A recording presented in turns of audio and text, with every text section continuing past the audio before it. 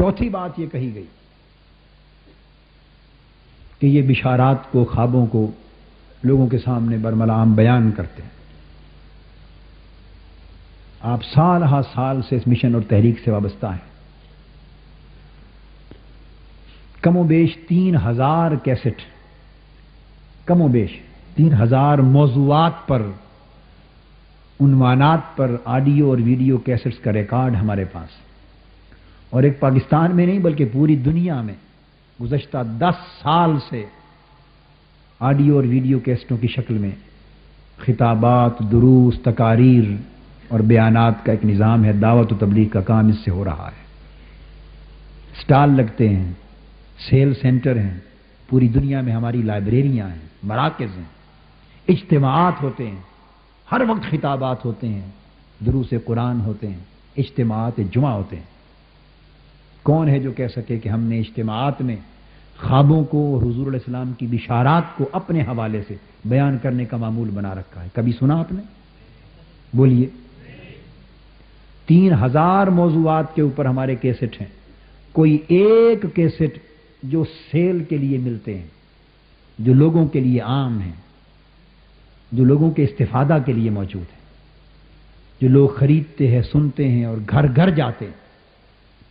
ان 3000 کیسٹوں میں گزشتہ 10 سال میں ایک کیسٹ بھی ایسی سوائے اس کے جس کے حوالے سے آج گفتگو ہو رہی ہے،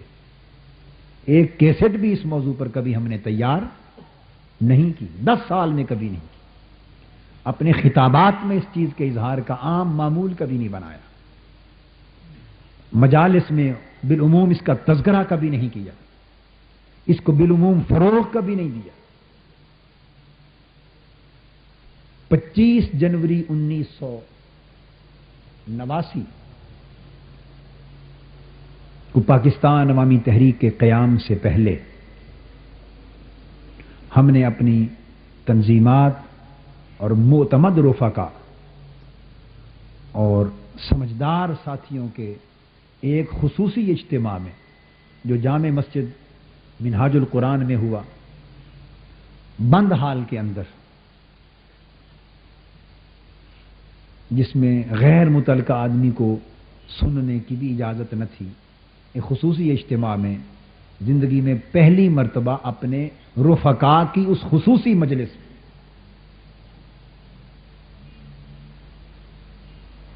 کچھ ایسی چیزیں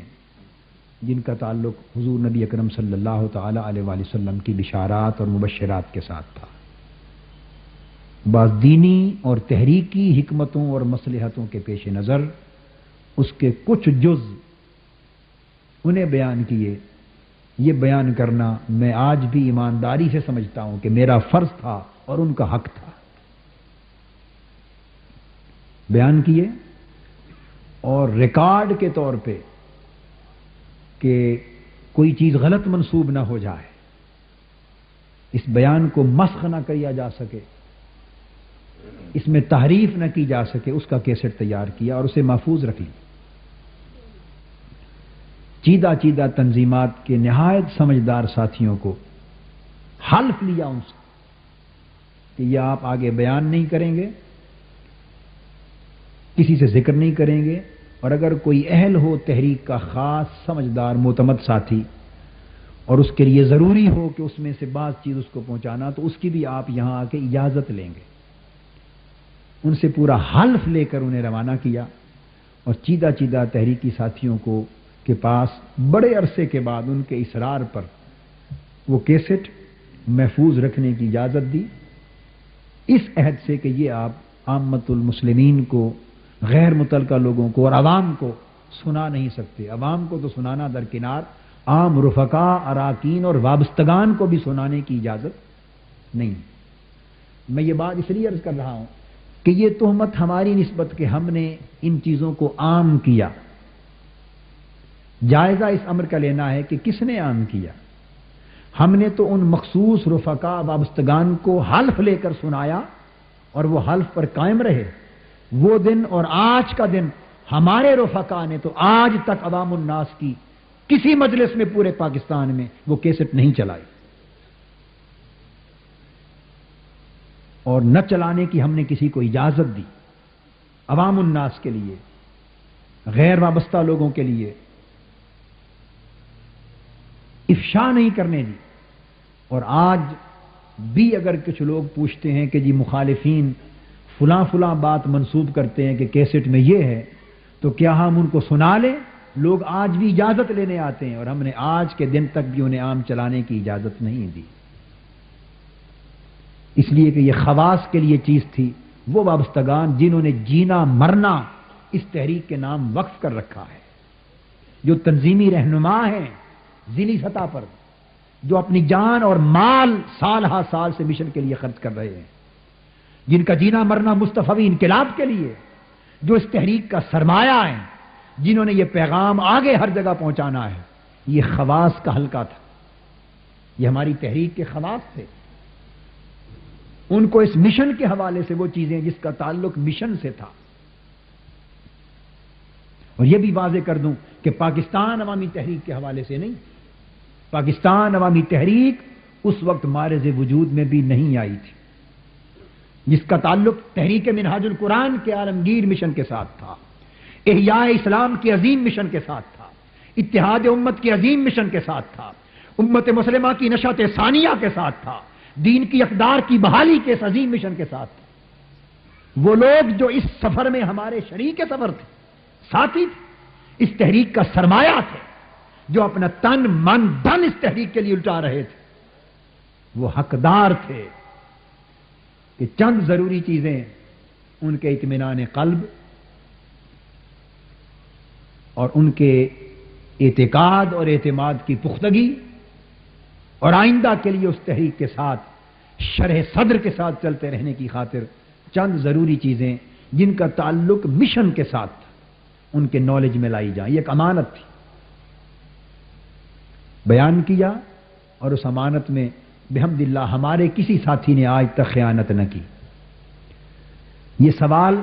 کہ بشارات اور خوابوں کو اس کیسٹ کو افشا کس نے کیا، پوچھنا چاہتا ہوں کہ ہمارے ہاتھوں سے تو وہ کیسٹ آج تک پاکستان میں کسی جگہ نہیں گئی. اور افشا کا الزام لگانے والوں کا اپنا کردار یہ ہے کہ خدا جانے کس طرح وہ کیسٹ ان کے ہاتھ آئی کسی ذریعے سے. اب دیکھیے لوگ کلمہ پڑھتے ہیں، ایمان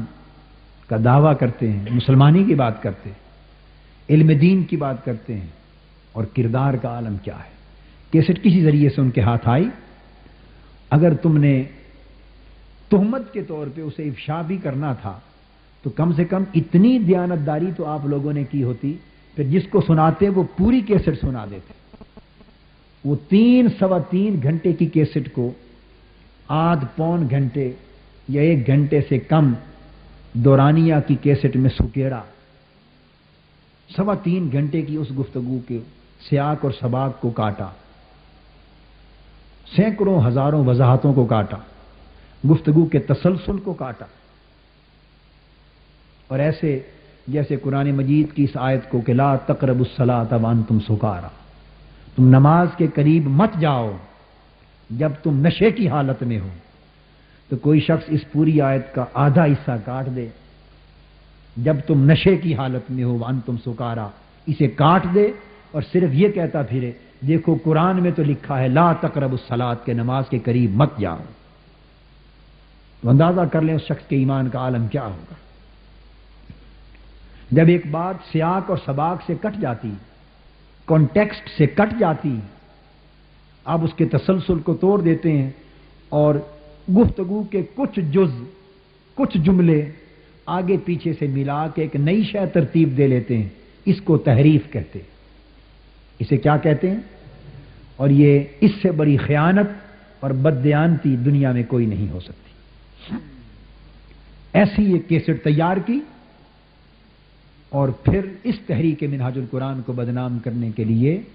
اس کیسٹ کی ہزاروں لاکھوں کاپیاں آج 7-8 ماہ گزر گئے، نہ صرف پاکستان میں بلکہ پورے عالم اسلام میں، بلکہ امریکہ یورپ تک پھیلائی. میں صرف ان کی دیانت سے یہ سوال کرتا ہوں کہ زبان سے کچھ نہ کہو، صرف اتنی بات کہتا ہوں آپ سے کہ خدا کے لیے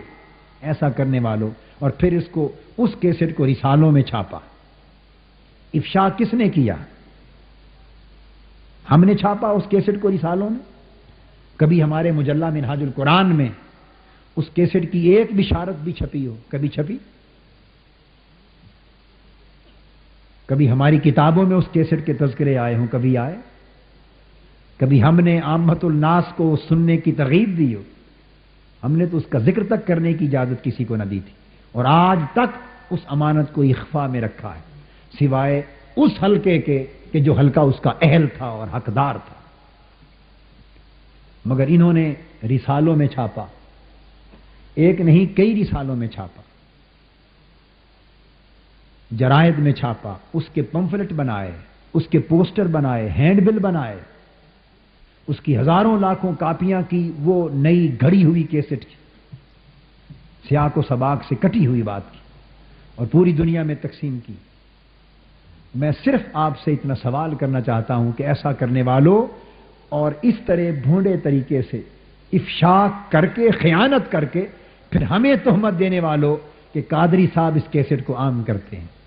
اور منہاج القرآن والے کیسٹ کو عام کرتے ہیں اور وہ افشا کرتے ہیں اور وہ ہر ایک کو اپنی بشارات سناتے ہیں. فقط اتنی بات کہتا ہوں، کبھی رات کو اگر مصلے پر بیٹھنے کی توفیق ہو، اپنے گریبان میں جھانک لینا، اور جب یہ سمجھو کہ اللہ کے حضور حاضر ہیں، اپنا گریبان پکڑ کے اللہ کے حضور حاضری کا تصور کر کے قسم کھا کے خود اپنے اندر ہی فیصلہ کر لینا کہ جو ہماری طرف تم نے منسوب کیا یہ سچ کہا یا جھوٹ کہا، ظلم کیا یا بددیانتی کی. آپ کا ضمیر اگر زندہ ہے تو رات کی تنہائی میں آپ کا گریبان جھنجھوڑ کر آپ کو جواب دے گا کہ تم نے اتنا بڑا ظلم کیا جس ظلم کی مثال نہیں دی جا سکتی. آپ کا ضمیر آپ کو جواب دے دے گا. افسوس، صد افسوس. تو میں عرض یہ کرنا چاہتا ہوں، اب صورتحال یہاں تک پہنچ گئی کہ اصل گفتگو اس کیسٹ کی چونکہ نہ صرف ہمارے وابستگان بلکہ عامت المسلمین میں سے کسی نے نہیں سنی تھی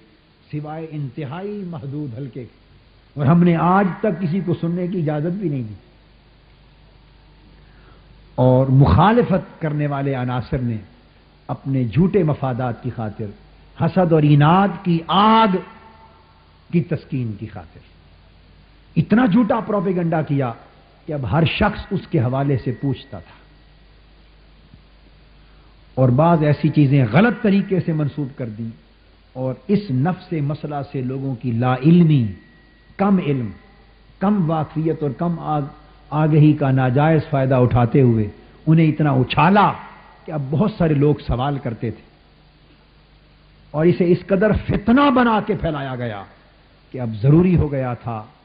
اس تصور کو اور اس صورتحال کو واضح کر کے ہمیشہ ہمیشہ کے لیے اس وسوسے کو دفن کر دینا. آج کی یہ تقریب منعقد کی گفتگو میں کر رہا ہوں، انشاءاللہ تعالی کتاب و سنت سے لے کر اس کی مختلف جہتوں کے ہر پہلو پر گفتگو ہوگی. یہ بات میں کہہ دینا چاہتا ہوں کہ ہم تو مجبور ہوئے پھر بھی اس موضوع پر بولنے کے لیے مجبور ہوئے، اس لیے کہ اب لازم ہے کہ اس تصور کو واضح کیا جائے، تحریک کے تقدس پر ہونے والے حملے کو دور کیا جائے، اور پھر اس کے در پردہ اس بد عقیدگی کے طوفان کو روکا جائے جو حضور نبی اکرم صلی اللہ تعالی علیہ وآلہ وسلم کی عظمت اور آقا کے ادب، آقا کی تعظیم و تکریم اور حضور علیہ الصلوۃ والسلام کے عشق و محبت کے سبق کے خلاف در پردہ پھیلایا جا رہا ہے. ہمیں مجبور کر دیا گیا کہ ہم اس کے خلاف بند باندھنے کے لیے اپنا فرض ادا کریں. یہاں یہ بات واضح کر دوں کہ صورتحال تو میں آپ کے سامنے رکھ رہا ہوں، مگر اس پر وسوسہ اندازی پھیلانے والے اگر پھر بھی چاہیں کہ اس موضوع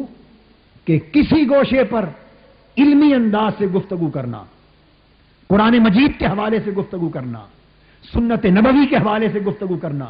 سنت صحابہ اور تابعین کے حوالے سے گفتگو کرنا، سنت اکابر، سنت اسلاف، سنت اولیاء، سنت علماء کے حوالے سے گفتگو کرنا، یہ میری دعوت عام ہے کہ جب کبھی جس مقام پر آپ اس پر علمی گفتگو کرنا چاہیں تو دروازہ کھلا ہے، جب آواز دیں گے لبیک کہیں گے، آپ کے ہر سوال کا جواب علمی دیانت کے ساتھ دیں گے، اور انشاءاللہ کوئی سوال پیش نہ